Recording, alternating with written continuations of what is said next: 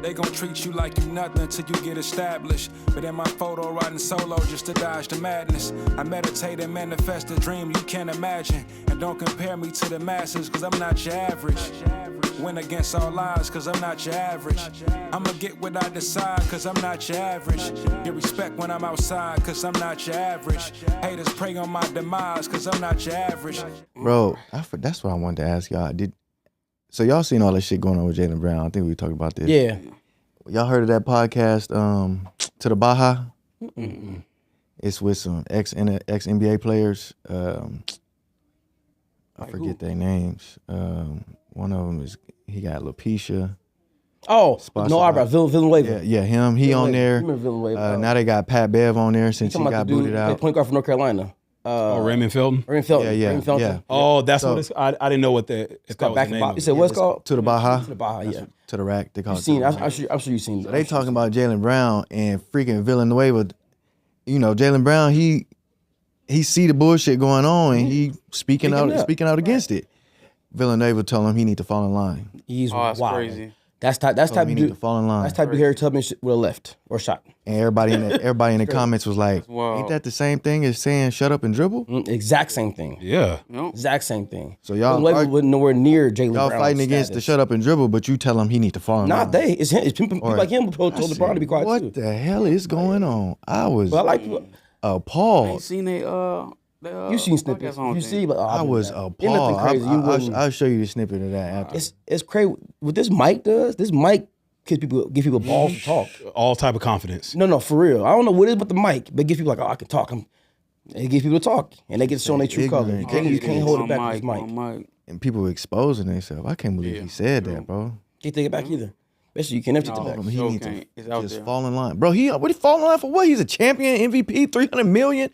Why he need to fall in line? Besides basketball, though. He don't need basketball. He's extremely smart. And then one of the comments was like the fact that, because I guess one of the criticisms on him was he think he's too smart or he's too smart. That's so crazy. And it was like they spoke on that being one of his criticisms, and one of the comments was like the fact that a podcast of all black men didn't find that more offensive, that they saying that this other black man is being portrayed as being too smart. What that mean, bro? We just. And then right after you tell him to fall in line. Yeah, that shit fell over. It's under the chair, bros. Oh, for real? Okay, about to see, bros. Okay, DJ trying to come up on some teas. Let me see the back. Ooh, was that Mike? That's Mike? Roman Reigns. Oh, that's Roman. Oh, that's Roman Reigns. That's a symbol. WrestleMania. I definitely thought we all went Chiefs. Okay. I thought it was like Spider-Man for some reason. I don't know why. Chief shirt. I seen the Jerry curl in the glove. Huh?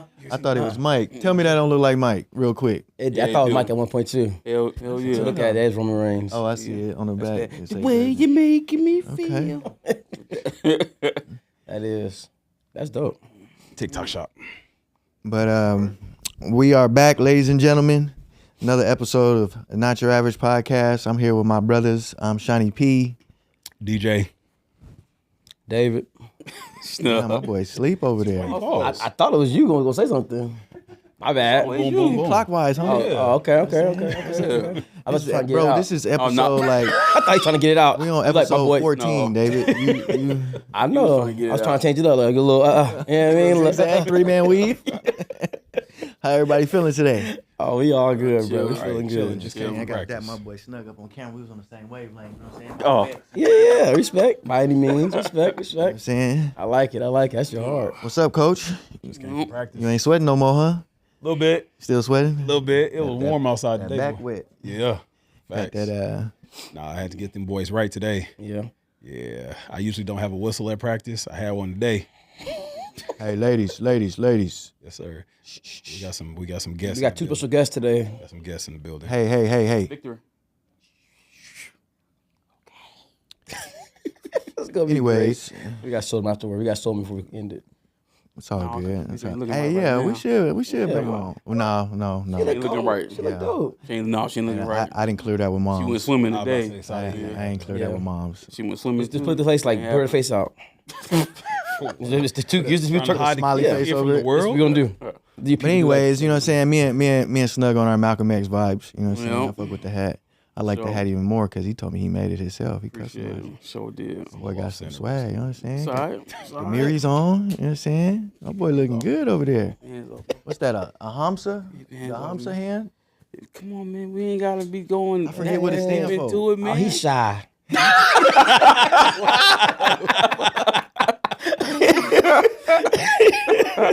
the fuck? Oh man.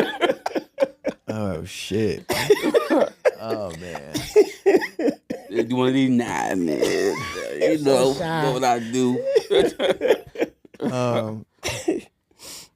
But shit, we got a lot of topics on the board. Well, shit, we hop right into it. Let's see anybody got anything they want. Nah, we good, brother. Hey, it's hot. Vegas, let's get it going. Boy, it was humid as hell. It ain't rain, did it? No, and I want some rain, bro. We need some supposed rain. to, but it ain't. Lake Mead is dropping. I was matter of fact, I was at Lake Mead. But last year we got a little bit more than this. We ain't got nothing, bro. I was at Lake Mead a few weeks ago, and we was chopping it up with the park ranger, and apparently California and Arizona supposed to stop using our water. We can't afford to give it to them no more. I don't think. And I guess they supposed to be coming up with some type of technology. Don't quote me, I could be wrong, but this is what they were saying. Yeah, they supposed to be coming up with some type of technology to where they could. It's like a desalination machine to get the ocean water. Use the ocean water. That makes sense. I would think that's already something that's already. You would think, right? Yeah. So all that water right there, you think it'd be, but it's better to drain them big ass oceans than our little bitty lake. So, bruh. You know what I mean? I would think so too. Cause you might find a little something in there you don't want to find. That's like what they say we've explored 3% of the ocean, like nothing. 3% at the most. Like we don't know anything about the ocean. I believe that's where the aliens would be. Down there, the Aquaman down there and shit. Atlantis. You know what I mean? I'm trying to see my dog, bro. Huh? Talokan. Was they sign like this? Oh, I don't know. In the movie, you watch the movie, bro. Oh, you didn't watch They had a song, bro. I ain't That's throwing up Wakanda. nothing but Wakanda. That's Marvel. That's Marvel. Yeah, that's No, I'm not. Ain't that song? Wakanda is where is also Marvel. It is Marvel, yeah. It's where Namor and them. Yeah, I thought it was Malcolm. I mixed it up. I think it's like this though. Yeah, no. You see, I got on Malcolm X. Wakanda forever. For sure, Wakanda. Come on, bro. Wakanda. Throw it up, bro. Hey, you ever see that video? Forget it. It's too much. It's too long. Go ahead. But so because one of the topics was you had one of our viewers was seeking some advice. Yes. I wanted to jump into that because I just got off the phone with moms. Yeah. And I don't know her. You speak on. Yeah, it's my homegirl Donna. She was basically single mom. Raised her 2 kids by herself. Basically, she got a son. And she wanted to know, I grew up with a single mom. She wanted to know, she wanted advice from us as the panel. Like, what would be some advice to her to start instilling in her son now to make him successful? She got 2 kids and one is a boy? One's a boy, one's a girl, yep. You know how old the boy is? The boy 15 now. Ooh. Yeah, 15. Ooh, he at that age. Yeah, he talk big shit too. My little dog, though. He probably big shit. having Tall. sex. Tall. He bold. Which way? What? He's having How tall sex. he is? You know. He's short. I'm sorry, Mom. I like tall. Everybody's tall. He about your height. Oh, he ain't tall. He average. For 15? He average. You're 6'1", ain't you? Yeah, he average. 15? I mean, his son is. That's not average. The hell, 6'5" at 15 is not average. It's 99%. Normal to him. Yeah, true. He's a minority. Wow. I'm normal. Crazy. 5'5" and a quarter. We're on complete opposite ends of the spectrum over there. But no, she's just asking questions, man. She wanted to, she love what we doing. She see we all successful black men growing up in Vegas, in the world. And she wants some tutorial maybe, like, or some information, or just some steps to, instill in her son how she can do it. I think that would be more of you and Sean. Yeah. So I hit my mom. You want to go first? Yeah. Yeah, I go. So I talked to my mom. Asked my mom, like, Mom, what you think? What made you, or how did you? You see that? That's crazy. You want to go first? Go first, yeah. Oh, so yeah, I talked to my anyways, cool. yeah. It was rhetorical. I was going to go first anyway. Anywho, when I talked to my moms, I'm like, I talked to her all the time, like, how does she manage raising 2 boys? You know what I mean? When it comes to us, like, how does she? Not just 2 boys. And my sisters too, but yeah, but just with the boys was, yeah. Y'all ain't knuckleheads. Yeah, exactly. Successful. Right. Head on straight. I think what she said was just like she didn't hide anything from us. It was nothing hidden. So whatever we were struggling with, like shit, bills getting due, this getting due, nothing was hidden. So, but she's seen it. So we seen her struggle, but we also seen her overcome. So that was the main thing. That was her biggest thing, is she didn't hide anything. We like, as my mom, of course, we respect her as mom, but like we grew up together. That not to grew up together. I don't make sense. She didn't raise us, but she didn't hide nothing from us. So she kept everything black and white. Like, this is what I'm going through right now, y'all. We can't get shoes this time. Y'all can get one pair of shoes, and we're gonna make it work.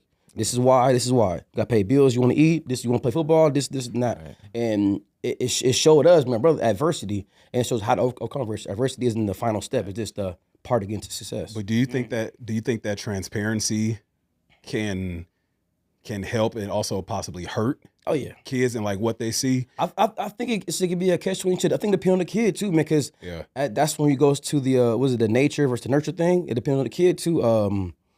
Because some kids it can hurt to make them resent the parent, or you know what I mean, like damn, I never had a childhood. I never do this and that. It happened like that for me for a little bit, but at the same time, where I am now, I look back at it and I'm grateful for it because of what I am now. You know what I'm saying? I'm sure everybody goes through that phase where I might resent the parent, like damn, I wish I could have been a kid more, blah blah. But my favorite thing to tell, just to jump in on that resenting, is my mama made me do marching band freshman year. I remember that. I remember that. He was outside the game. And at varsity, I don't know why, but the freshman football team had to sit next to the marching band. Mm-hmm. And my ass not with my freshman football team. I'm in the marching band uniform with my little sexy saxophone while y'all over there cracking jokes and shit. And then drumline was popping in, so it was just jokes was just... Anyways, door was wide open. So that's one of the things I resented. But growing as I got older, I appreciate it. Yeah, for sure. I think that's basically what my mom. That's the thing to come down to is just the transparency part. Just showing boys adversity. I think, especially us boys, I think we supposed to be the heads of our household, the leaders of our household. So we need to make solutions happen. A lot of things gonna come apart in our life. Losing jobs, we never know. Bills going behind, but you got to figure out a way to feed your family. So that's what keep instilled in us, and we seen it. You can talk about it all the time, but you ain't being about it. Kids see right through it. Thanks. What about you, Sean? My mom gave, what is it, like 4 things. She said her advice is moms should stop telling their young boys that they're the mother and the father. Facts. She said... Moms didn't do that. Yeah. She said she made sure to surround me around men that she trusted, strong black men that she trusted. And she was like, as I got older, that's why she would, you know, as a kid, she would take me to the barbershop, wait with me. But as I got older, she would just drop me off and leave, go do her thing. Yeah. And I'll be in there for an hour after my cut. Right. Just getting that wisdom from barbers and some grown men. Barbershop talk so different. You know what I mean? Everything. Yeah. Can't explain barbershop talk. So she was like, find somebody that you trust in, to have that young boy be around that he can see, you know, lead by example. And she said, raise that boy to be a young man from a woman's perspective. Yep. Wait, say that again? Yeah. Her advice to single moms is to raise their young boy to be a man, but raise him to be a man from a woman's perspective.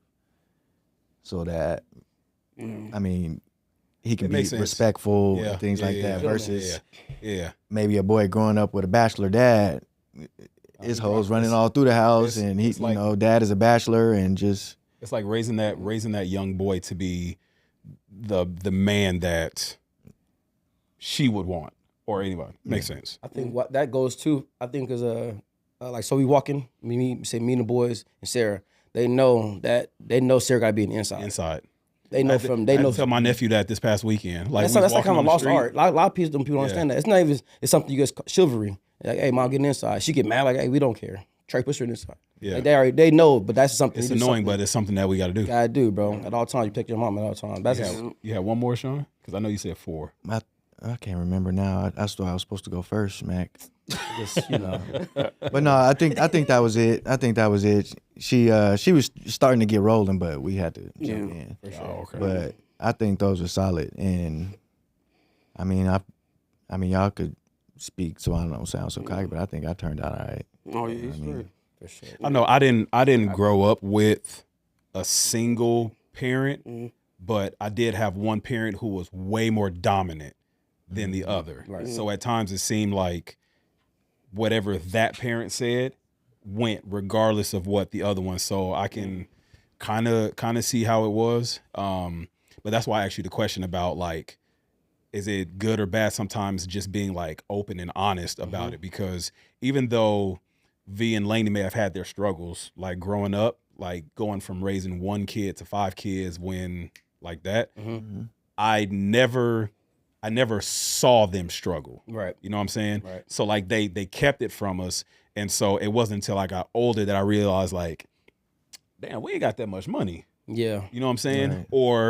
Or when I'm asking, I'm in middle school, I'm asking for, hey, can I get the what was Diddy's? Iversons. The Sean John. Oh, the Sean Johns. Remember the velour suits? Velour Yeah, that was, Is that real, Sean John? Yeah.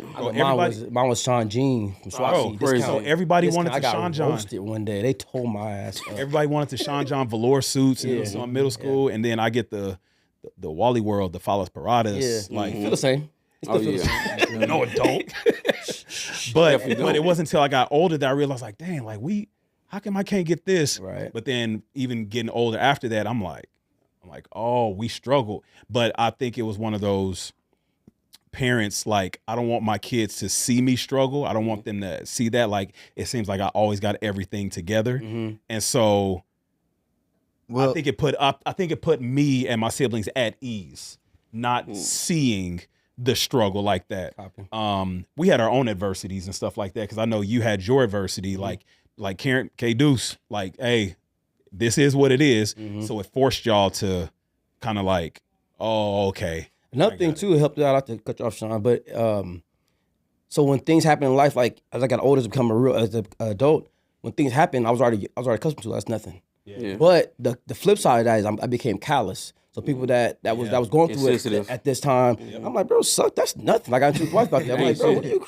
That's it. Yeah. But but I have to realize they didn't grow up how I grew up. You feel me? So it's the catch-22. You mentioned that about Bray and Trey. For sure. So and I talked about this before. How do we make our kids cherish what they have without going through what we went through? You know what I mean? So it's a catch-22. It's like it helped me. Like so, if things happen now, like it's nothing. Let's get it. But somebody else go through. I'm like, bro, suck that up. What you crying? Like you know what I mean? Get up. Ain't I nothing. have to realize myself. Like, hey, man, they didn't go through what you went through. That's the catch-22. I just got, I think, 2 things. I think these days, women are being like too masculine, and like they're trying to normalize women masculinity when in a household that's not how it's supposed to be ran. You know, so boys these days are being demasculated. Is that right word? Emasculated. Huh? Demasculated. Emasculated. You Like yeah. put extra letter. So like okay, I'm sorry. Yeah, you put extra letter. So like they're not trying to be too aggressive because his girl is or his wife is. The other thing I like see a lot is that moms don't allow their boys to fall, and if they do fall, they don't allow them to fall hard enough. Meaning, I definitely see that. meaning, you know what I mean? That's I different. be having to tell Sarai, Always there to help man. him Yeah. out, help him out. Like no, you know, like allowing him to fall is gonna he gonna learn to pull himself back up, and you know, all by himself, and not need anybody to. Do you think? Sorry to cut you off. Do you think that's a product of what the average black man has to go through on a day to day? And we're talking about just in the black community, and women they're always wanting to pick up their black man or their son and not letting them fall hard enough to where they probably should. Like we say, like, no, like let him. No. Touch that stove. See, I was just about to say that. Touch that stove. No, go ahead, touch the stuff. Go ahead, Cito. Touch his You know, Cito. but you know what I'm saying? Yeah. Like we don't. Like I said, I definitely see that with women, and it's. I always want to help out. No, baby, no. Yeah. No. Yeah. Yeah. It's like, no, like, let him fall on his face. Yep. Because adversity, how you going to pick yourself up? really? What's your Because I always like, or maybe it's just the small community or what I be seeing or whatever. But one of the criticisms from black women of black men who date outside of the race is that they want to date somebody who's not as opinionated. So I guess that goes Kinda I like- guess that goes to what you're saying. Kind of like they always agree. No, like goes to what you're saying. Like instead of letting him fall and figure it out, they always want to jump in and lend a helping hand, or oh no, don't do it that way, or they would. Never I don't mind. think it's a black or white thing. I think it's across the board. Well, I just know that. I think it's more so across the board. The nurturer in them, right? Huh? The nurturer. Yeah. No, I'm just you know what I specifically mean? talking about when black women criticize a man for being with a white woman. Well, I feel like He want to be with her because She's submissive. She's she's submissive. submissive. You know what I mean? And being honest, the black woman will call out the black man, Right, which in is front where of he- everybody. which is when where he was you know going. Or the other races. Here's what I heard. I think it was on a podcast a while back. It had I wanna see said if you thinking the same thing I'm it thinking. had of. said black women are raised to not need a man, and all of the other races is raised to how to treat a man. And I feel like that also goes like with slavery times and all that, when the man was being breaking. pulled from the household or That's what it comes bug from. breaking, you know what I mean? And Showed you. and They was and, trying to and demasculinize. he's being shown, hey, I'm gonna show you he not shit, Mm-hmm. and I'm everything. alpha. You know what I mean? That's the Willie Lynch letter. Yeah, That's literally the Yep. Willie Lynch letter. Perfect. But Yep. I wanted to kind of push back on something you said when you was talking about not being able to get like the Sean John and shit like that. And as you got older, you realized, oh, we struggled. Did you have everything you needed though? Still, Yeah, I did. So because you couldn't get Sean John, I would, No, in my eyes, I no. wouldn't see that as struggling. No, it's when I got older and I wanted more, right? So I- surplus. yeah, I But wanted. that don't mean you struggle. No, it you don't do mean we- surviving then, right? Surviving. You Yeah, yeah. survived. You did that before, I think. It don't But mean. in his eyes, he's seeing everybody else with it. That's his struggle that everybody else Yeah. is wearing. And, you know, Right. the J's, the Right. Yeah. suits and FUBU joints. You know, Yeah. all that. So it's like, dang, he got it. I asked for it. I can't get it. Why can't I get it? Yeah. Oh, that's why. I ain't got enough. We ain't got enough. That is different. You originally said we struggled. Yeah. Just because you can't the get that wordplay. stuff don't mean Yeah, It was the word. It was my Wrong word, wording. wrong It was, word. it was my word. Yeah, but yeah. that is more valid. Yeah, We don't yeah. have it like that. Yeah. Yeah, we Just have because you don't have it like that don't mean you're not struggling Yeah. Right. necessarily. Right. So yeah, it was my wording. Yeah. Okay. I just wanted to make sure to clarify that because I appreciate the clarification, my G. we putting out messages for women raising young sure. boys. Yeah, and, For sure. You know That was what I mean? good. Hope you helped you out, Donna. That was good.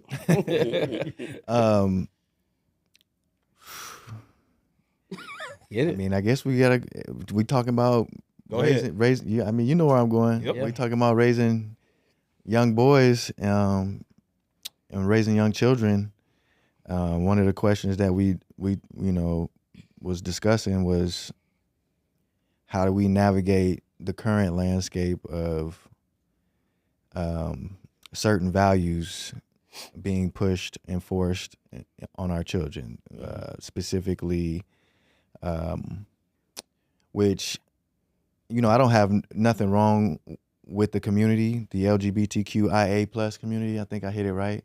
You know what I'm saying? It's the I. I forget. It's an I now? Yeah. Inquisitive. Is it? No. It's an E. I made that up. I made it up. Yeah, I made it up. But just how, like, for example, when y'all seen when Snoop Dogg talked about he took his nephew to the movies to see the new Buzz Lightyear movie. Oh, yeah. Bro, I seen that. And then his nephew was like, or maybe it was a granddaddy. He was like, whatever, like, what's up with that? And Snoop was like, they in the movie theaters, but his son was just so or whoever, his grandson, nephew was so thrown off by it, he wouldn't let it go in the movie theaters. He was like, no, like, yeah, Snoop posted it. He was like, we can't get into this right now. Like, we in the movies, movie, but the right. little boy was just so like, what is that? I seen another post where a mom went to a school board meeting because a book her child brought home from the school library along the same lines. Yeah.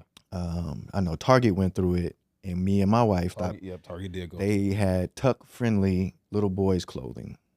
What's that mean? Yeah, what's Tuck that? friendly. You tuck your. Oh, that's your meat? crazy. They had clothing Ain't at he big enough Target to in the like little tuck? boys section. Yeah, It you know was what I tuck mean? friendly.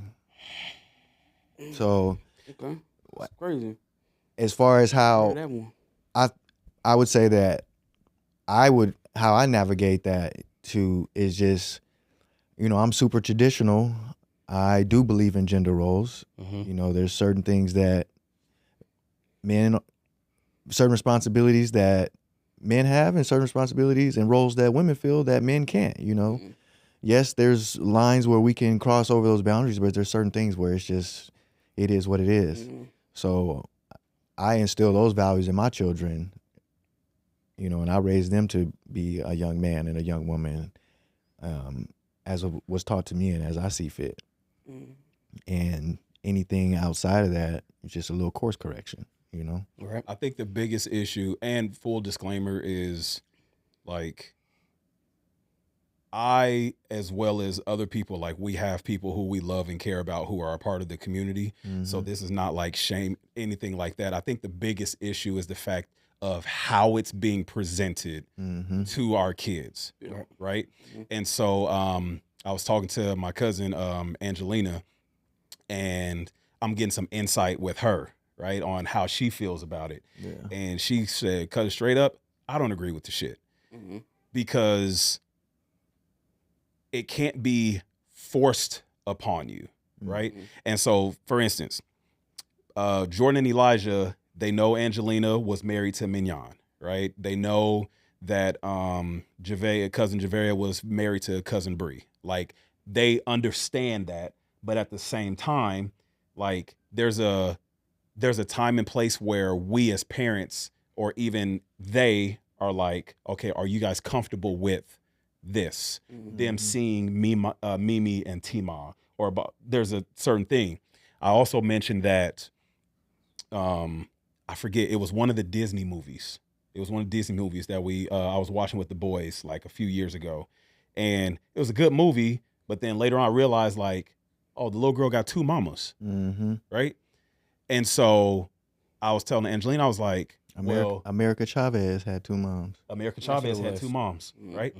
However, the problem with that is that stuff is not, one, it's not put in the previews, right? So you can't see ahead of time. You can't see ahead of time that this is in there. So as a parent, I'm thinking like, oh, this is a Disney movie, or this is a Marvel movie. It's a Marvel movie. This is a Marvel movie. It's a little Miss Marvel. Yeah, I'm gonna take my kids.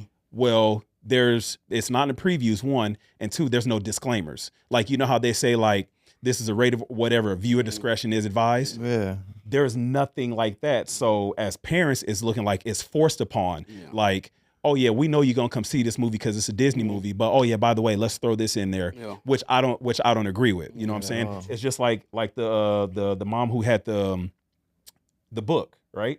Okay, was this in the curriculum that you sent home in the syllabus that said that? No, it just was in the library. Kids went to the library that day, checked out books, and that's one of the books her kids checked out and brought home, and she going through and so I think it's how it's being presented to the kids at a certain age, right? Because like I said, Jordan and Elijah have known Mimi and Tima since they were born, right? I still haven't had that conversation with them about it. I think they understand to an extent, but I'm still not ready to have that conversation with them, right? So now it's like, forced.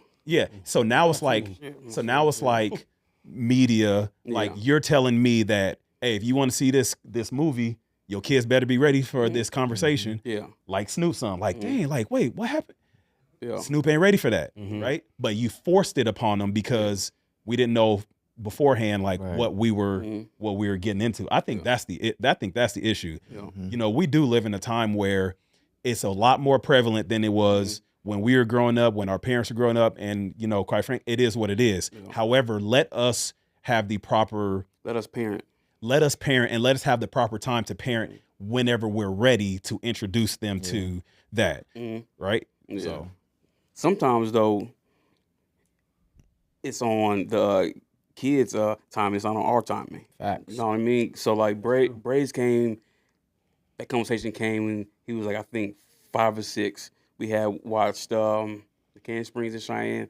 girls basketball game, and you know, Bray, he's Very inquisitive. and he's very observant about shit. He was like, "Oh, Dad, that's pretty cool." I'm like, "What?" He was like, "Each girls team get a boy." So I'm like, "What are you talking about?" He was like, "The girl, you know, with the blonde hair, and then her over here, her haircut is like yours." I'm like, "Oh, bro, Hell no, son, you got me messed up. My those fade girls, way you better know what I than mean?" hers. Hey, no, her waist was dipping. yeah, waist was crazy. 360s. But Bray was like, "Yeah, Dad, that's cool." I said, "Bray, those are girls." He's like, "No, look, her right here," and like he's pointing, and you know, he ain't quiet about it. Oh no, You know, her, never. no, Kids look, her never right are. there, and then her right here. I'm like, "Yeah, Bray, those are girls." He was like, "No, no, they ain't girls. They are girls." He was like, "But why they look like boys?" And now it's me when it stands like, "Oh shit, okay." Become this conversation, and he ain't letting it go either. So I'm like, "All right, this is what it is, Bray." And I explained to him. He was like, "So what is gay?" Like, so then, that understands? like, Open up a whole nother. now it's like, He what's the actually basketball understands? game. We down Yeah, the rabbit all hole now. understands. But he was what, 5? He's like 5, and he ain't looking around, like just me and him having a conversation, and everybody like me. I'm embarrassed because he not whispering. Yeah. No, It's fine. empty up in there, like you know, loud. kind of. it's So very empty. everybody could like hear it. You know what I mean? So I'm like, oh, yeah, bro, because you know, girls like girls too. He's like, but why? Mm-hmm. And you know, he was adamant on that's not right. Yeah. That ain't right. You know, so it was that, and then with Victory, I don't think she's like I think she's seen it, but haven't like asked about it on like that kind of level. You know what I mean? Yeah. But I think that that parents are being forced to have those kind of conversations way earlier than I know we expected. I know. In my family, it is because they have uncles. 2 of her uncles are married, and one of them is single. But but I respect him because you know I don't think he believes it should be forced on kids either. Mm-hmm. And there was a situation where Deshaun had some toy or something. I think matter of fact, Nandi got like these fairy wings, I think it was, and Deshaun wanted to put them on because he think he Buzz Lightyear trying to fly around. And his uncle, who's gay, was like, "No, those are for Nandi. You're a boy. You're not supposed to have those." Yeah. So I was like, respect to that. Yeah. So they seeing it Right. from birth. Right. Yeah. So, but because they've grown up with it, I think they have a different understanding of it. Yeah. The only thing I think that's gonna catch them off guard is 2 girls. Yeah. When they see that. Okay. Yeah. Yeah. Yeah. Mine's they knew about fucking because they both play sports, and Braden first was boy cheerleaders, and that was like he's like, what's that? He's like, what's wrong with him? Why he's so soft? I'm like, it is like, I didn't know what to say. I was like lost for words. I was like, he like doing that, but he's like, well, why? That's weird. And he had to go in the face like, hey, some kids is softer to you, like you know what I mean? Trying to say not trying to like ain't trying to belittle the kid, you know what I mean? The kid having fun, he loving it over, he doing the splits, everything, whatever. He's like, yeah, I when I'm speaking on it, I don't want to make it like taboo. yeah, Yeah. you can. You know, I don't want to make it taboo because anything you tell a kid not to do, that just makes them want to do it, right? Or you try to hide it from them. So just being open and honest about it, but just still instilling the values, Yeah. that I want my kids to have. Here's another thing though that Bray taught me. He taught me that I guess kids are now wearing tails, Oh, you told me. and I guess they're identifying as animals. And Bray was like, "Dad, just a heads up, don't pull that the tail or whatever out." And I'm like, "Why?" He's like, "Because some of them have gone as far as Surgery? having tying it no. to the meat. having either tying it there or having plugged in things What? in their backside. Yeah, and So then they poke a hole through their jeans so the tail can hang out their pants? no, it hang out the top. So it's a string on the top, and it's tied to something that's inserted I ain't in seen there. that. Wait, where? At school? At schools, yeah, bro, yeah, At school? yeah, schools, I ain't seen that. yeah. I ain't seen that, So bro. you know what I mean, but What? yeah, bro, yeah. Hey, what's the name? What do they call that? That's the plus part of LGBTQIA plus. Like Mm. there's animals, like, and some of the teachers are like, "Oh yeah, cool, you're a But cat." that's like a Here's your litter distraction, box. bro. Oh, do you say somebody had a litter box Litter box and they peed and boo booed in the litter box in the class? classroom. That's a Wait, what? distraction. Mm, Come I think on, that's bro. a What are we distraction. doing? yeah. That's Use too litter much. box. Can we turn the page? That's too much. So yeah, so there's all these things that's being, I think, forced on kids, whatever. But it's also being forced on us to have those conversations Yep. that even the kids won't understand, even if they was being had. You know what I mean? So And like you said, we don't get the opportunity. I mean, we have to parent, but yeah. we're getting forced to parent maybe when we're not ready to. You know, Yeah. the famous birds and the bees talk. And it makes it That's harder always too. something that would be planned out, or teachers at this involved. age, we gonna have this conversation. Hey, did you have the birds and the bees talk? You know, back in, no, not yet. They're not ready yet. Now, Oh, you better be ready because they're Oh, gonna come to yeah. you first. They Yeah. come to you first. you know what I mean? You know, better have your ducks in a row. Now, You had something you want to say? So, Snug, what's your best form of protection from people? separation. From people? From people, separation. Separation. Yeah. Like Meaning, the only like- thing, Like if you get into a certain situation, you like if like you basically show me who you are, I'll separate okay. quietly. Do you do that like in I think you might have said it before, like if you're in an argument, like you can go to the I'll garage get quiet and and have I'll a separate. smoke. Yeah. and I'll just get quiet and I'll, okay. who you talking to? I ain't like I'm like there, but You checked out. you have an argument with yourself at that point because I'm done. Like I'm like, all right, What about you you? ain't listening. What about you, Cool. Mac? Protection. What's your best form of protection from people? From people. It can go either way, man. It's like I don't have a middle ground. So either I'm just going to extremely cut you off all the way, Separation. like just separate all the way, or I'm going to make you feel lower than I'll make you feel really bad. What you say? Are you? You're gonna, yeah. Elaborate on that one. Why is this deja vu? Elaborate on Like that. I heard that "are you" before. I don't know. Okay. Yeah, What I about can you, see that Deej? with you, Mac. 'Cause you'd be like, oh, I'll let his ass have it. yeah. It's either that or I'm just gonna. There's no middle. Form of protection from people.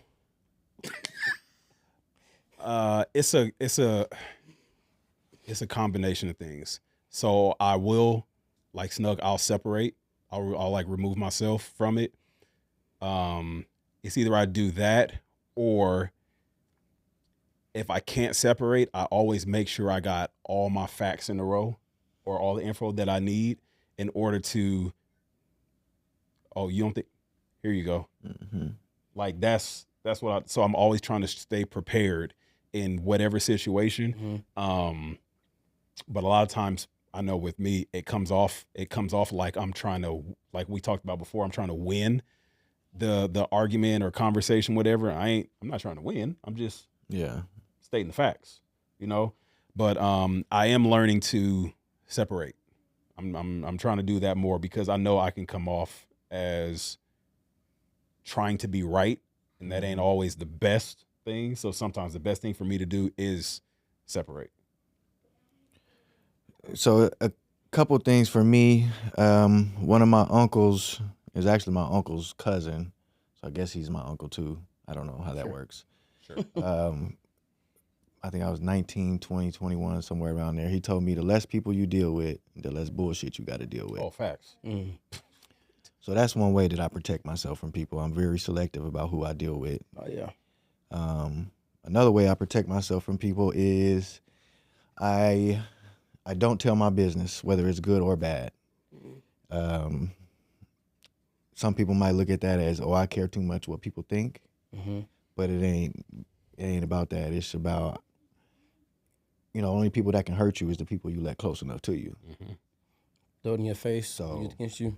I protect myself by let me keep things certain surface level with I think certain I people, do the same thing too. where you don't even have room to even hurt me. That's facts. That's facts. I don't say shit. Nothing.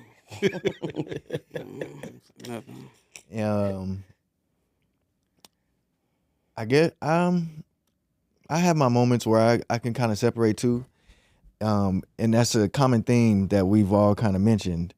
And I immediately thought about one of our other topics, which was the silent battle that every man deals with. I knew you was going there. And is separation, is that a good thing? You know what I mean? Because if we're separating and Finding your peace. we're silently dealing with anxiety, depression, and things like that, I feel like if you're going through depression, separation may not necessarily be the best thing for you. If you don't have an outlet, it's not. Okay. So separation can go either both ways. So separation can it can prolong something. So for me, that's what it does for me. Like it prolongs it, and as I'm prolonging and separating, my cup's getting filled. And then once I explode, it's because I've been separating too much. That's because my outlet isn't, like I was thinking before, my outlet isn't the same like it was. Like it was the gym, I'm good. Gym. So in that separation, how does that work with dealing with that silent battle of loneliness? I think and even though you got a family, I think we can all attest, because we like to take shit on our show, or like you, Matt, you don't want to be a burden on nobody. Yeah. Even though you got family and people who support you, you separating, now that creates loneliness that you got to deal with something on your own. I think it's still like an instinct of mine. I've done so much to where, like I said before, I lift other people. Like I'll lift, like if you happy, I'm happy. But it's been like a crutch for me. Still to this day, a crutch for me. Like I've used that so much to where if I'm making somebody happy, now I'm like I'm stuck in my sorrows now. Like I really look at that person in the mirror and really got to figure out a way to be happy, make myself happy. You know what I mean? So I've been going through that journey, like I was saying before. So that could be a bad thing, if that makes sense. Shit, now that we think about advice that I would, going back to giving advice to that single mom raising that young boy, is, and I don't know if it comes from women as much as it comes from dads. Now that I'm speaking on it, but help that young man understand it's okay to have emotions and display those emotions. Yeah, for sure. There's being a right, vulnerable is okay. There's a right and wrong way. Yep. I tell Nandi, like she'll get to crying over anything, and I tell her like, ain't nothing wrong with crying, but everything ain't worth your tears. You know what I mean? I like that. And yes, sometimes you gotta cry and you gotta let that out. That, I forget whatever that chemical is in your brain, but sometimes you have to have that release. But at the same time, if it's something trivial, what is crying doing? Yeah. Crying ain't fixing nothing. Yeah, that's one thing. I think our mom both taught us that, like being able to cry, that's the nurture part of the woman. But as us men, it made us, huh? You ain't supposed to cry. You ain't supposed to cry, yeah. You ain't supposed to cry. But I think that's the nurture part of the women talk like, I'm a crier. Y'all, me watching these podcasts, I cry, bro. Bitch. But no, I'm a crier, bro, and I'm cool with that. That doesn't bother me at all. Nothing at all. I embrace it. Like, I like, hey, it is what it is, bro. I think it makes you look more human. Yeah. You know what I'm saying? Is that, bro, is that men have a hard time identifying that they're depressed or lonely or have anxiety, because we're like taught and like raised that, hey, men don't cry, men don't men aren't vulnerable, men aren't, you know what I mean, like men are supposed to be basically gorillas and lions. We're supposed to be big bad wolves and shit like that. So when it's time to take that battle of depression, it's hard to explain or identify with that emotion, because we don't know or weren't taught what that is and how that feels. It's difficult though, because I know there have been times with me where like I might be feeling some type of way. Like, and I think I sent the video in the group chat where the man was talking about he's tired. Oh yeah. Jason was He's fire. Phenomenal. And, bro, and it hit Great beard. It hit Beard fire. Oh, I'm growing mine out. Yeah, I can't. I can't either. Yeah. That's all I get. Yeah. That's it. But it really hit with me because there's times where I'll tell Lacey, like, babe, I'm tired. And I go doing this, and I'll be tired.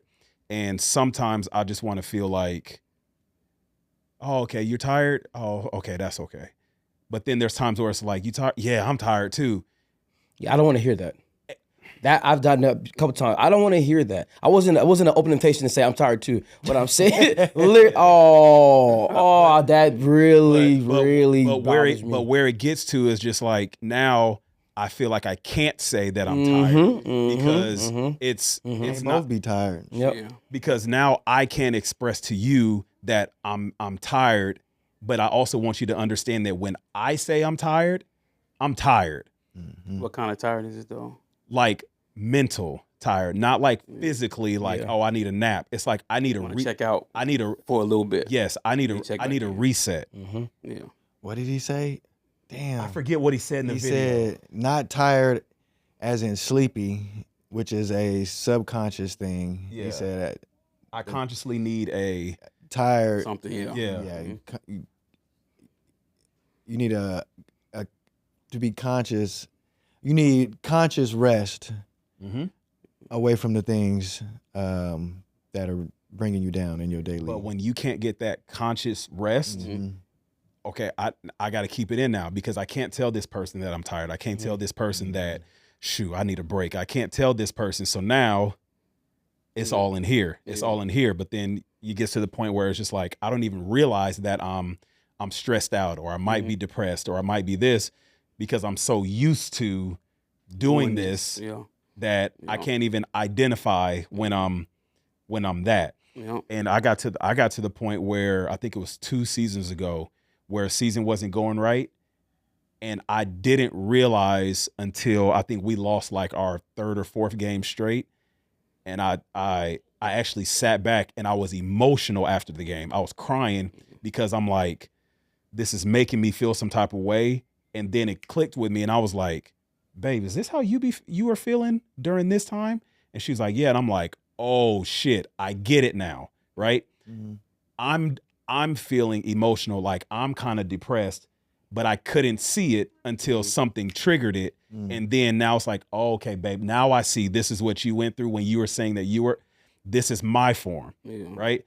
But I couldn't have that outlet before because when I'm saying it, like it was like, yeah, me too. Yeah. You know, men hide it though. Like men hide it, and then it comes out in all different ways. You know what I mean? And the ways it's coming out, we don't notice them, but the people around us notice them. For sure. You know what I mean? That's the reason I picked up cigars again. Like I think when I had came back from Pasadena, I was smoking a little bit, and I stopped for a minute. You know what I mean? And I picked it back up, cause like that's my timeout time. That's your outlet. That's my my therapy, my reset.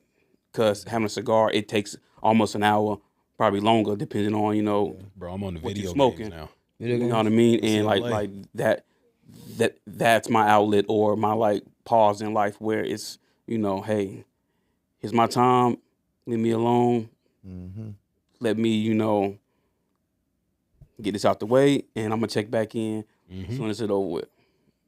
So yeah. Yeah, like I said, I'm on the video games now. Lace know, babe, what you doing?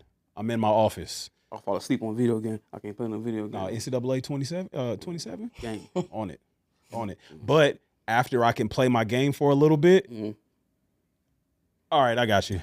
Cool. I just need to hit the reset button, bro. That's it. But a lot of people don't get that. Yeah. You know what I'm saying? They don't get it. So yeah, you and Mac said that y'all have gotten a response from your significant other that when you tell them you're tired, I'm tired too. I'm tired too. When you get that response, or since you have gotten that response before, do you feel like that has prevented you from feeling like you can rest? For sure. Yes. I don't even say it no more. And But now, I voiced it before, like, yo, when I call home, bro, I work 24 hours shifts sometimes. Like, you know what I mean? I told you before, like, I got home, I don't want to hear you're tired. I don't want to hear that. I'm not trying, and when I'm not trying to demean what you're and going I at first I say like that. I wouldn't clear it up. I wouldn't try to make. I'm like, I don't want to hear that.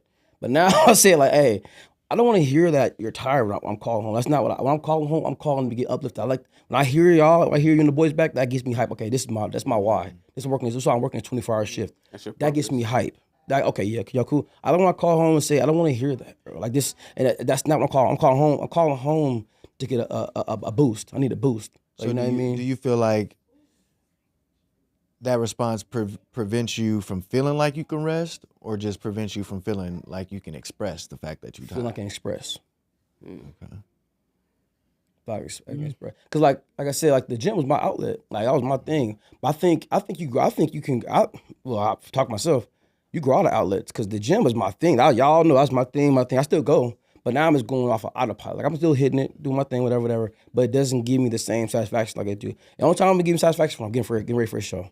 I'm ready for a show. I'm satisfied, and that's and like it was to a point where I was like, y'all know I was chasing the pro card, chasing pro card. The last one I did, bro, everybody, man, you was so happy. You look so different. I was extremely happy, bro. I was happy. That smile was a real smile. And that was the first time me really enjoying the process. Still sucks. Let me get it wrong. Still sucks. But my mom was like, my mom very, very clairvoyant. She very understanding, like, something ain't right with you. She's like, man, you look so happy. Like, I was legit happy. Like, let's get on stage. Win or lose, won. But I was just happy. Like, and that's when I really get the joy of the gym. I'm great for a show. But other than the gym now, like smoking cigars outlet, I love that. I love going to cigar lounges.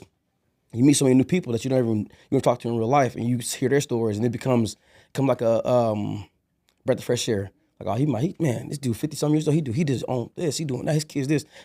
I like the interaction. Fact. So like interaction, the coaching, like that, the interaction, the kids, you see they come from like that, with our boys, and you just sit back sometimes, my homeboy Anthony said, enjoy the mortgage. So you pay for this house all the time, but you don't get a chance to enjoy it. Somehow you want to sit back. I like sitting back and everybody's running around. Like I have like 10 players in my house all the time, just running around. And I sit back and enjoy it. I don't bother you. Godsons want to come to your house this weekend, G. Yeah, you can pull up. Yeah. I was like, that's for me. That's like my big. I sit back. I'm sitting back chilling. Nothing. What you doing? Nothing. The crib. How many kids are there? Everybody in the backyard. And it don't have to be like a party or nothing like that. Literally running around, crying, punching each other. Mm-hmm. Cool. And it's just like, all right, cool. I earned this. I earned this, Morgan. I earned, you know what I mean? Like Snug on his Kevin Gates. What you mean? Well, you freakazoid? He don't get tired. Oh, yeah, right. I get tired. Motherfucker. Okay. Yeah. Okay. But it's seen on me. I don't have to voice it. You know what I mean? Yeah. Like it's seen like me going to work and I'm coming home. And I'm not sleepy tired, but both. I'm both. Okay. Like it depends on, the what's going on at work basically. Right. Yep. So like with going out of town with Braylon and I'm doing all the driving and all that, I'm tired. Yeah. I'm tired. I haven't seen the couch. Night. It's gone. You know what I mean? And the fact that like all of us, one of our protection mechanisms is separation. Mm-hmm. How do y'all feel y'all gonna when it comes to teaching your boys and raising your boys, y'all gonna break that? I mean, I guess they gonna see it through our brotherhood, but break that stigma of, men having to deal with it on their own, or a lie that, men don't need each other. Yeah. And how are y'all gonna coach y'all boys through that? I tell them, girls, they got their girlfriends. They go cry to their girlfriends. Yeah. Girls go to the bathroom. So it's with women, they got that thing. But with men, it's not always a, let me call my dog and cry with my dog. Or, you know what I mean? Yeah. Ooh. I feel that everybody has that one homeboy who's not gonna judge them. You know what I mean? Mm-hmm. And I feel like being with like men, not males, men men are going to try to sympathize with you, and that whole conversation is going to just be right there, and it's not going to leave that room, and he's not going to shame you for having that emotion. You know what I mean? Because he's probably been there, or he's known other men who has been there, and for Solutions. For you to share that with another man is a form of respect to the other man, because you know facts. For sure. he brought it to you. For sure. You know what I mean? So he felt he was strong enough to lean on, and you know you become a dick to be like, oh, you bitch, you crying? Yeah. How I do? Do you think that's gonna be different, or because you know our sons, they have us, they have. Now it's being normalized though, fathers. now. Right. Now it's being normalized But because of the therapy and the outlets, and the you know men being more vulnerable With their friends though. with their friends. Yeah. Yeah. Yep. Okay. I don't know about that. Because I don't think we count as fathers. What you mean? Kid. Our kids coming up. having Oh, us as an talk to us. outlet. I think it prepares I them. mean, yeah, we can it always say prepares them to be that. able to talk to us. Talk Yeah. to. I mean, men. yeah, but That makes sense. it's always gonna be something that you're not gonna want to. I Yeah. mean, maybe not. Right. You know, what I mean, you might like. I damn near tell my mama everything, but there's some things that I just don't tell her. Yeah. Same. Here. Um, But I feel like as close as our kids are to us, I just feel like letting them know, like, hey, when you see them hanging out with their homeboys, help them. Well, at least what I envision myself doing is helping my son identify, like, hey, that little boy solid. You know what I mean? His Oh, I'm parents, big on that. like, Yeah. Yeah. like he's solid. You know what I mean? Yep. I told Jordan Braden got- that. Jordan got his little You friend don't do group him right there. dirty. You don't do him dirty. You know, y'all stick together, Mm-hmm. helping him identify, like you said, that one person who's not gonna judge him Mm-hmm. and stick by it. The crazy thing is, all of our mamas, like, identified that in all of us, right? Yeah, for sure. So, like, For if sure. if V saw LaDonna or Tracy or it's cool, but our parents see that, they saw that from get go, like when we was younger. For sure. I mean, Deshaun to tell you, like, when I got my car in high school, Deshaun was the only person allowed in my car, right? We used to literally drive past everybody at the bus stop, and I can go pick up Deshaun. Only person, right? But that's the parents see, like, hey, nope, that's a good one. That's a good one. That's a good one. And it's weird now because, like I said, Jordan got his little friend group. Like, Lace got all their mama's numbers, and if they want to get on Roblox or do something like that or kick it, Lace on the text message. You know what I'm saying? Like that. I'm big on my sons. Like, both of them got, especially Trey got real strong personality. Braden do too. Got strong personality. He cuts you off fast. I'm big on them on being good friends. Like they have not a problem, but they have they think that everybody just want to be their friend. Balance us. Hey, bro, that's a horrible person. That's not good. You gonna grow up, you're not having no friends. When Bray went the whole situation. Yeah, it's but Trey whatever Bray do, Trey gonna do better. That's how I tell my son. I said, whatever you do, bro, he gonna do better than you. Like, good or bad. Yeah. That's what I mean, but not like he's better. He's looking at you, so he gonna, oh, he did that, and do that too. I said, y'all gotta understand, bro. Like, people are good people. They open up to you. You take that, especially Bray, and take that into consideration. Like, they open up to you because they trust you. Right. You know what I mean? Like, you treat them crazy and talking crazy to them because they have different opinion. You're gonna grow up and be alone by yourself. You wanna be alone by yourself? You can't do that. That's not cool, bro. People go through have empathy. You know what I mean? Have empathy on people. Not everybody has what you have. Like, you know what I mean? See, like, I used to take Braden when he was Trey, like 5, 6. It was good. Like, we'll get loaf of breads and like meats, and people, you know, on the sidewalk, whatever, ain't food, we should give it to them. I'm like, you see that? Like, you know why we did that? I want you to tell me why. Don't tell me what I want to hear. Tell me why we do that. They ain't got enough food. Where stay. Say, you're blessed, right? You got stuff. You know what I mean? You have this and that. And Trey, same thing. Like, Trey, he has more than Braden has. Like, at this age, like, he has 5. This now he fly. He got a swag to him. You know what I mean? Different. I'm Trey Mo, whatever. It's cool. I said, it's good. But I tell him all the time, I said, yo, when you walk into a room, your light is bright.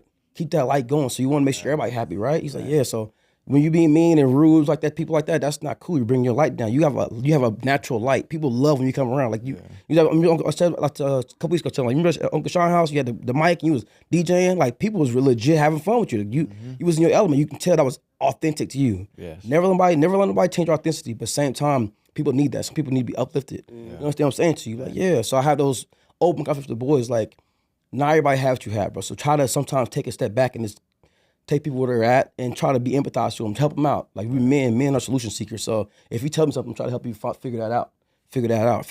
So that's right, my boys. How old is Bray again? 15. I was about to say, do he got a homie Yeah. that they locked in like that? Yeah. He got a couple of them, but he got like, I think there's like 2 who he like real close to. Yeah. Same with. Yeah. Trey got homies. But Bray got a homie for sure. My dog Jay, he play tackle. He's solid kid, silent assassin, quiet, but we talk with purpose. Solid kid, very solid kid. How you think he would have felt about that situation on the cruise ship? He was there. Would he? He checked him. Yeah, he was there. Yeah, he was there. He was there. Checked him? That was whack, bro. Okay. What you on? I like that. That's So whack. Oh, yeah, he was there. Okay. I was like, man, what you on? Whack. Yeah, he was there. Yep. Oh shit. You got the book on you? It's right there. That's mine right there. Yeah. Yeah, man. No, bro. He's being great. Great conversation. Now it's time to jump into our book club segment. They can't hide it from us. Can't hide it from us, bro. They can't hide it from us. And for those who are just now joining and may not understand where that title came from, the saying long time ago, probably still do it now, is if you want to hide something from a nigga, put it in a book. 100%. We read over here, so they can't hide it from us. Yep. We are reading The Way of the Superior Man by David Dita. And we are currently on chapters 9, 10, 11, and 12. Chapter 9 was freaky. It was. You know what I'm saying? I ain't even gonna front. That got me in the mood. Me and a lady had a little rumble after. So, rumble is crazy, bro. Cut the fade? You know what rumble mean? 90 asked how her mommy got pregnant. I said, I put it there. So, ain't no secrets in my house. Put the key in the door and lock it. But chapter 9 is Do It for Love. And the little excerpt at the top is the way a man penetrates the world should be the same way he penetrates his woman, not merely for personal gain or pleasure, but to magnify love, openness, and depth. What you take from that? What you like about this one, Snug? I think it's facts. Like, what you put in is what you get out. Mm-hmm. So, yeah. I ain't gonna lie. Sometimes it is personal. It is a little selfish. I ain't gonna fly to you, bro. Hell yeah, it is. Any man say, "Oh, just do that," I want to play. Yeah, all right, cap. It's my turn. You got yours. I got mine. I don't know about you, but no, I give it a saying. Basically, just go full throttle everything you do. Give it your all. I get it. You do it with the expectation of reciprocation, though. So I'm a giver. So me, no. Right. Freaky. So I'm a giver. So I'll give. Like I said, I like people being happy. So I don't. Whatever I give to you, I give to you. I give my heart. What you say, Snug? Get yours before I get mine, because it's going to be quick. But so I guess with that is, what do you do like when you're, because people naturally want to give, like people are givers, like you're a giver, right? Mm-hmm. But what do you do, or does that stop when you're constantly giving and you're not receiving? That's when your cup runs empty. Like I think that's when strife happens. Say that again. I ain't giving to everybody though. Say that again. Everybody's No, not saying that you give to everybody, but what happens when, as a giver, like you're constantly giving to people, but then you're not receiving because you're supposed to like give with love and not expect anything in return, because I'm just doing it with an open heart. I was just about to say that. So it sounds like you're giving for the wrong reason. You got a point. You got a point. I mean, yeah. Yeah. Yeah. You ain't giving an open heart then. Yeah, you showing. You giving when you respect. when you give Yeah. when you give to your kids, what are you expecting in return? Yeah. Love and happy hug. Love and happy hugs. Me kiss. Straight A's. Something like that. You know what I mean? So Nah, I'm not expecting. I Not think straight A's, but I mean, I get that, but I'm not expecting anything in return. I think Just a thank you. yeah. I think that's just a trap. You setting yourself up. but see, even with that, you said a thank you. I'm expecting something in return. You know what Yeah, I mean? that's You true. know what I'm saying? That's true. And I've mentioned that before. Is like if I'm giving, I don't necessarily need the accolades, or I don't need you to hand me the award.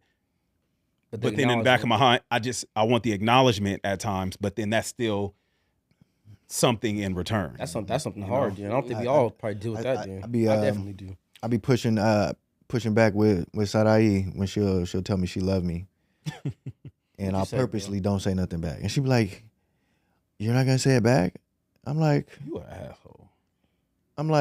Are you telling me that you love me just to hear it back, or are you telling me you love me just to? He over there say playing you chess love at me? home, like my hair down.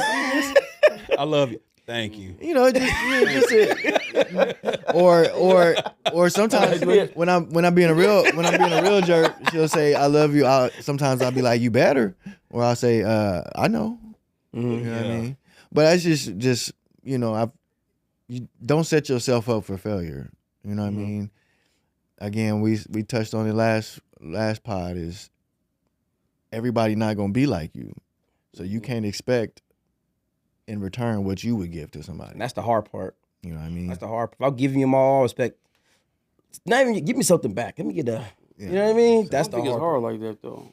But with these I don't think it's hard. Not like that. with these 4 chapters, it was like a theme. Well, it's probably the whole book. Now that I'm kind of getting through it more, it equates to me to just living and doing everything with intention. Mm-hmm. Like chapter No 10. freestyling. Moving Everything. No intention. autopilot. Everything's with intention. Everything. Attention. Yeah. Muscle to mind connection. I like chapter 10. Enjoy your friend's criticism. It says a man's capacity to receive another man's direct criticism is a measure of his capacity to receive masculine energy. Pause. If he doesn't have a good relationship to masculine energy, for example, his father, we talked about this in the cigar lounge one night. If he doesn't have a good relationship with masculine energy, then he will act like a woman and be hurt or defensive rather than make use of other men's criticism. So this chapter helped me appreciate, Facts. our friend group. And I forget which chapter, maybe it was the first few chapters when he was talking about live without fear. Yeah. And you and Snug was like, nah, Sean, I think you not doing that. You know what I mean? I think you would be just straight to the chase. Straight up. And Do we do it enough though? Do we do enough? Yeah. well, according here, he what do you say? Once a week. About is us. I'm saying us. No, I'm saying Based us, on this book, I think his suggestion was once a week. No. I'm saying like the criticizing. Like, hey, Well, I no, like this. Me personally, I think we do, and I I don't think so. I think we can do it more. well, I'll say this I've never had a friend group, even like when we were growing up, we weren't this intentional about how we constructively criticize each other. We weren't intentional about it. But now everything is intentional, like, and we know like we not criticizing because of, like I'm trying to be malicious or anything like that. We ain't doing that. Right. So, and even though like a lot Yeah. of times, Yeah.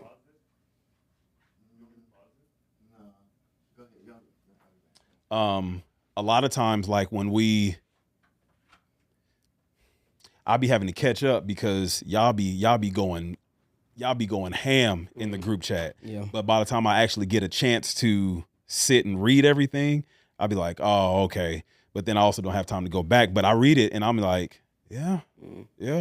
Like, but for me, I think it's good because I haven't had a circle like this. And talking about masculine energy, I think that's why a lot of us love sports and stuff so much is because the locker room. Yeah. You know what I'm saying? You ask somebody like what they miss about sports. I don't miss suicides. No. I don't miss half gassers. You know what I'm saying? I don't miss hitting drills. Right. I miss my dogs in the camaraderie. locker room, that masculine energy.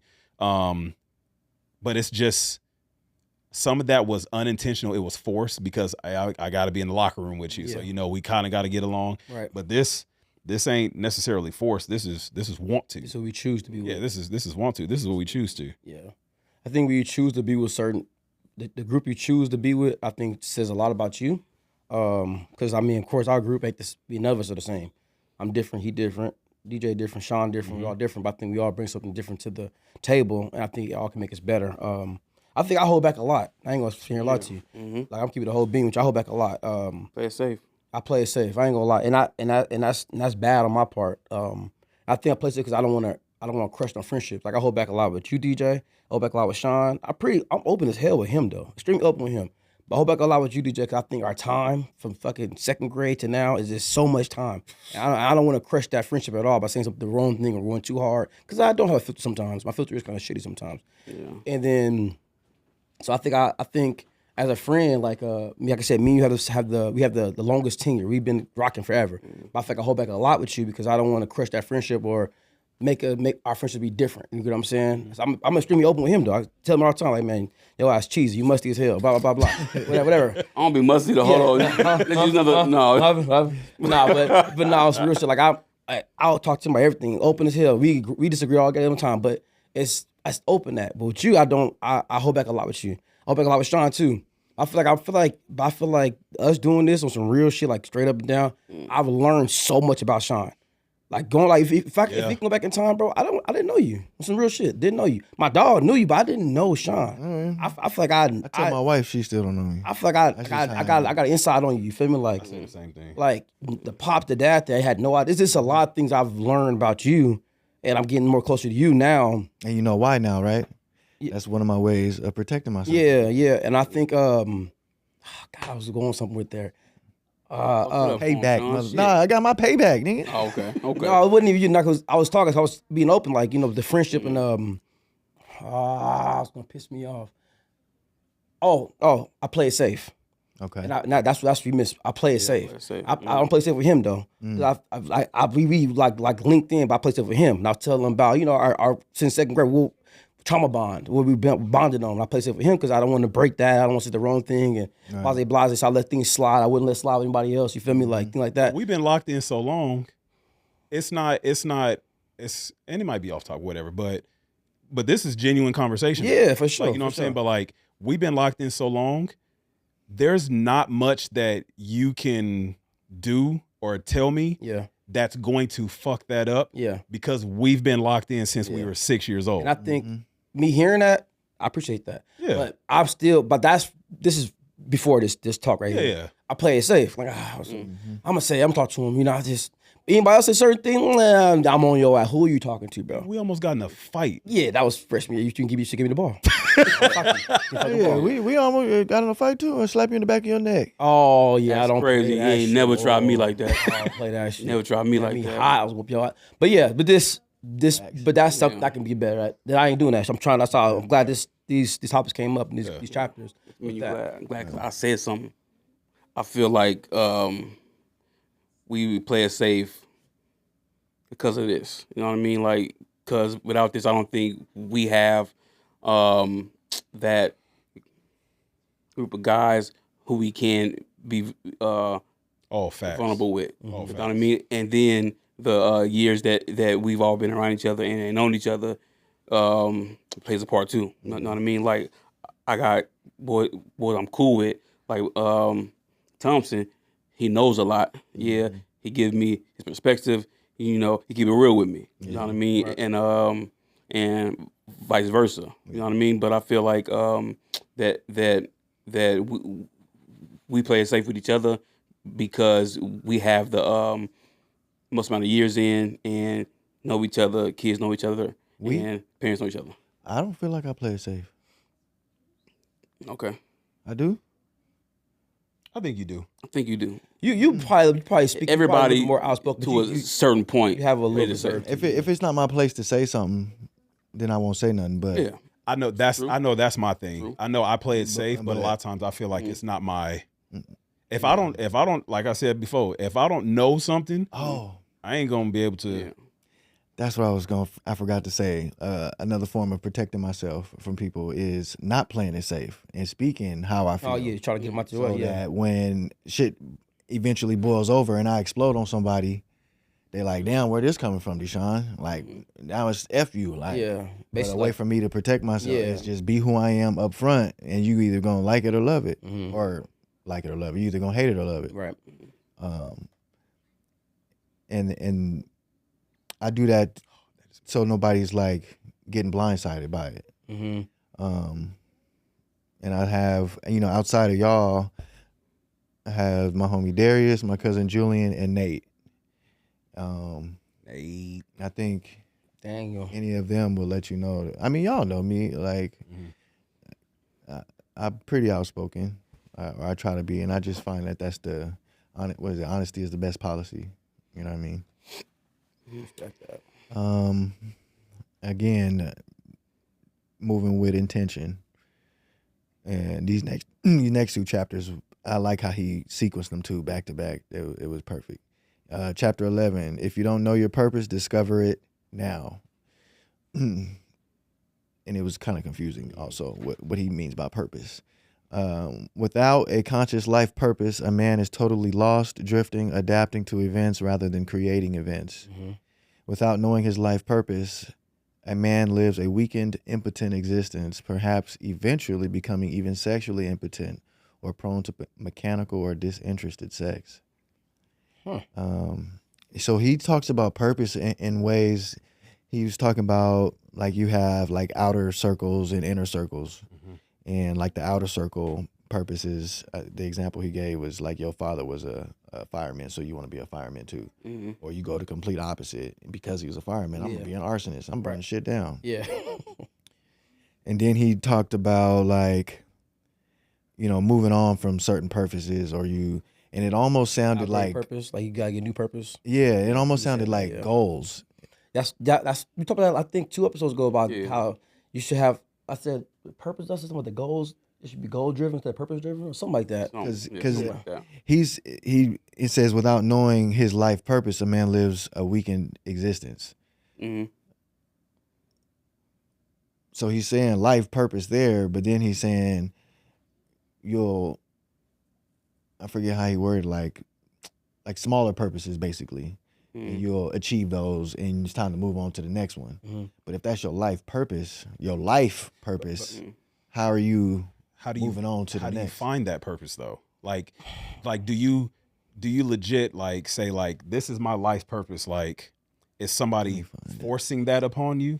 So like we've seen it like where, hey, you gonna go to college, you gonna go to grad school, you gonna take over my Fortune 500 company. Like this is your purpose. So is it like forced upon you, or is it just like a series of life experiences, and to where you kind of like stumble upon, like, I'll give an example. What your purpose should be? David's his purpose when he was in college and he came back, his mom got in a car accident. Yeah. She got hurt. His purpose changed. Yeah. Right on the spot, and so that was forced. That was forced. That was forced upon. That was forced. But that's not a life purpose though. It could be at that point. It was at that moment. At that point it was because in that point his mom couldn't work. The only thing that mattered. He had to work. Your whole life. He had to bring on the money. So his life changed. Yeah. I So think at that point, I that was think his my purpose right now, and I know people essentially like a lot of they look at me as a football coach.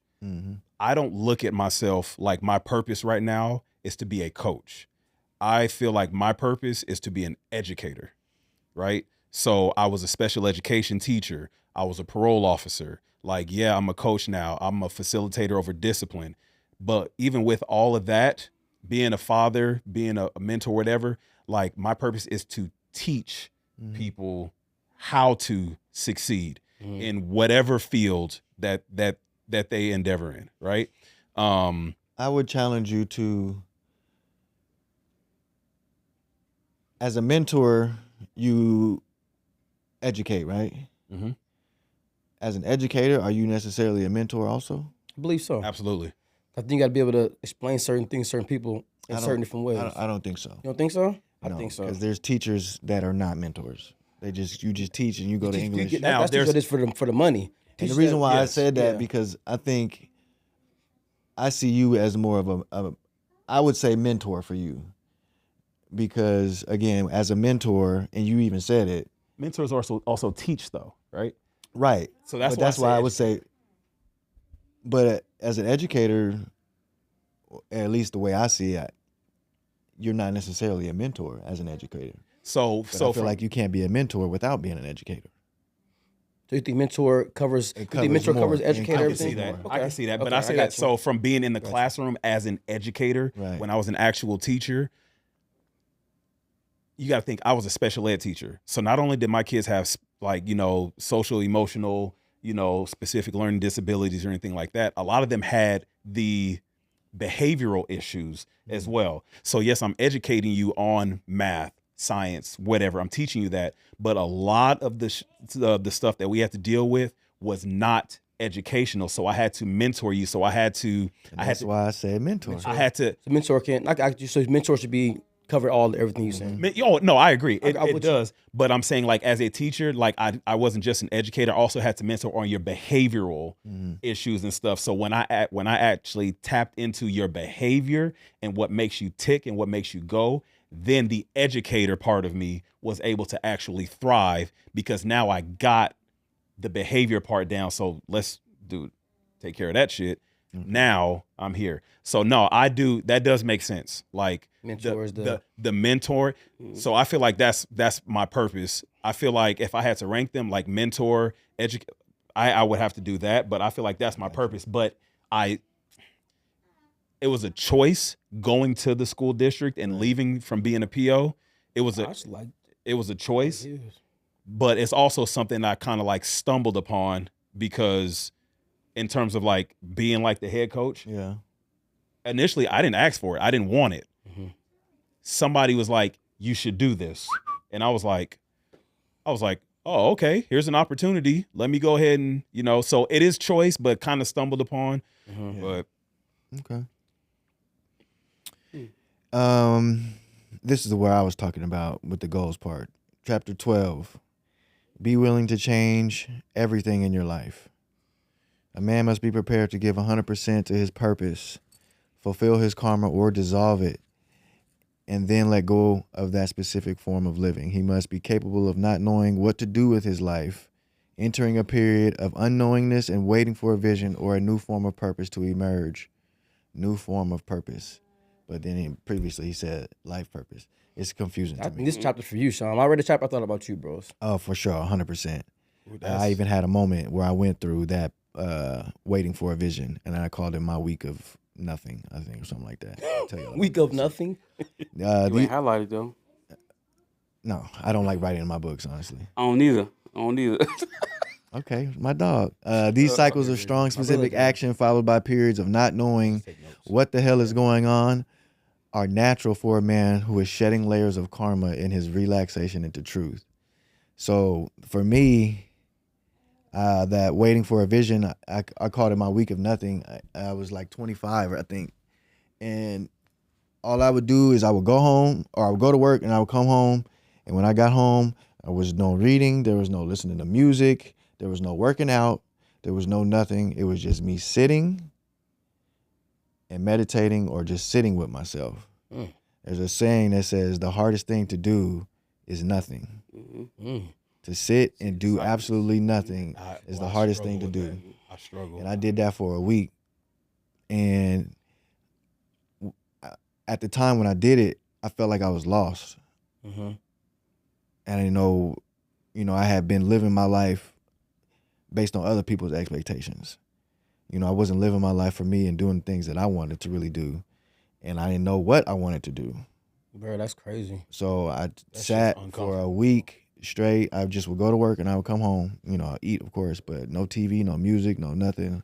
So, what's your purpose now then? now my purpose is,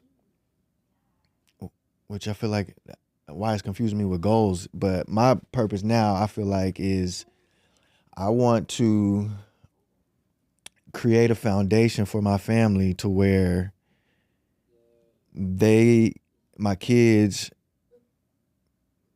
mainly for my kids, but my wife and I want to create financial freedom, but create a foundation to where they have the option to,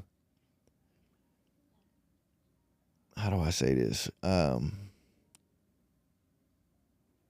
of like how, it's probably a weird example, but how Will Smith kids are. Like they just have complete freedom to do whatever, be weird as they want. So you You know what I mean? Kind of figure it out on their own. They financially stable. They emotionally stable. They seem, they got a good foundation, and them kids could choose to do, whatever they want. They're emotionally Versus stable? like, No. I wasn't gonna be yeah, but yeah. Okay. I wasn't. That's what I said. Yeah, I feel like Willow might be solid.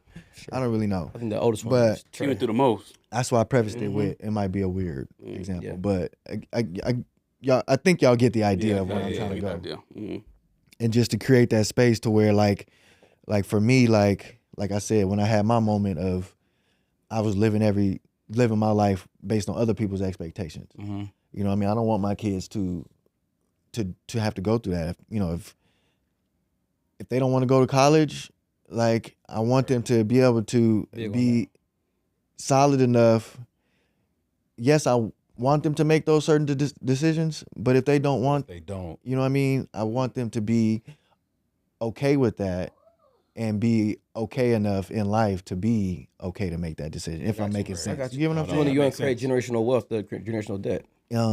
That's true. Financial freedom more than anything, but just to have that autonomy to, That's what it is. The autonomy. The autonomy. That's why I don't think we had that. Well, I know I didn't have a choice to have this stuff. Freedoms to be you know what I autonomous. mean? So We had to go out and get it. You know what I mean? Yeah. I had a work permit at 15. Working Sizzlers, throwing signs around too. Bro, even that type going of to thing. going to college and playing ball, I still felt like a large part of me still felt like I'm doing this for somebody else. You know what I mean? So You know what I'm saying? I Like, don't think- I don't want to let V and Laney down. Granted, I was very appreciative and thankful for everything that they did for me. So let me not fuck this up. You know? damn, it's hard to voice your purpose or for me to verse my purpose. That shit was. It'd be I tough know it. I know it in my head, but to voice it. Put it in write it words. down. yeah, That's true. Yeah, Write putting it in down. words I is just different. talked about that having a different form of communication, right? Write it down. So yeah, what's your purpose, Ned? My We know biggest one Mac. right now. Mac, excuse me, real quick, Mac. I commend you on that. You speak on your purpose a lot, bro, and I commend you on that. That's Try to, man. Try to. That lets me know you living in your truth and you know. For sure. Yeah. my biggest one right now, aside from all my other ones, is presence. You know what I mean? Like Say this. I get ahead of myself sometimes, or I'll like sit in the now by myself, Yeah. but I'm not there. You know what I mean? One example you gave was about at Braves games. Braves Yeah. games. When you was always thinking about the next. Yeah. So my purpose now is being more present and like allowing my self to be a part of those interactions with kids or whatever, and friends and family is like being in the moment, and like trying to get out of my way of doing things and like me having excuses of being absent and being more present. Well, one thing I liked that he spoke on, he was talking about basically you might grow out of a purpose. You might be locked in on something, but then shit changes and you're not really interested no more. And when I said the theme was kind of like doing everything with intention, he was talking about he gave like a work project as an example, and it was before you just push that to the side, whatever that purpose or that project to the side. Make sure that, ladies, before you push that to the side, make sure you're not gonna be a burden on nobody else. or you're not past you stepping out on that is not going to be a burden to nobody else. Make sure when you stepping away from whatever that is, make sure you're doing it in good standing. And then he was like, ask your friend groups, like get their advice, like, hey, I'm thinking about doing this, and if they tell you like, nah, it's not the right time, trust their judgment and go ahead and see it through before you finish. So I just like that, just living with intention. I like that, and moving with intention. That's the biggest thing. I think anything you do when you move with intention, failure is easier. I'm trying to. No, that makes sense. And Wait, say that again. And slow down. Anything you do with intention, failure is easier, because you did everything possible to make this happen and it didn't work. So you gave it your all. Oh, leave it all on the field. You can't go back. Oh, shit, did this, shit, did that. You got everybody living their path. Oh, if I would did this, if I did that. I exhausted every resource possible. I did everything possible to make this happen. I did everything in my power. So you can walk away with your hell high in that loss or that failure, if that makes sense. Okay. I like that. I like doing that. I push that big time to kids. Like I said, that's what I'm talking. Like, I don't care what y'all do in life, bro, but do it at the best of your ability and do it and give it everything you got, bro. Everything you got. Everything you got. You will never be able. You will always walk around with your head high. Your confidence will still be intact. But as soon as you start sacrificing your craftsmanship and just doing things half-assed, that's when you start having regrets and looking back and looking at rearview mirror all the time, and that's when depression starts in. I like it. Any last thoughts on these chapters that we just went through? No.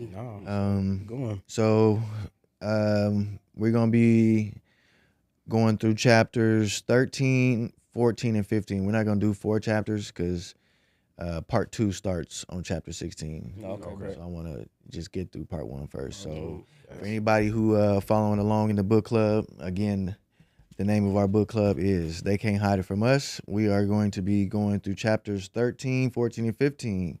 Chapter 13, don't use your family as an excuse. Chapter 14, don't get lost in tasks and duties. And then chapter 15, stop hoping for your woman to get easier. Oh, gosh. Moving into chapter 2. Man. It's a great session today, gents. Ladies and gentlemen, thank you for joining us. Anybody got any last words? Nah, man, comment, subscribe. Hey, y'all been giving us a lot of love in the comment section and stuff. Make sure y'all continue that, because a lot of that feedback is what we have lots of discussions based off of what y'all putting in there. So make sure y'all continue to do that. Yeah, y'all see me step away.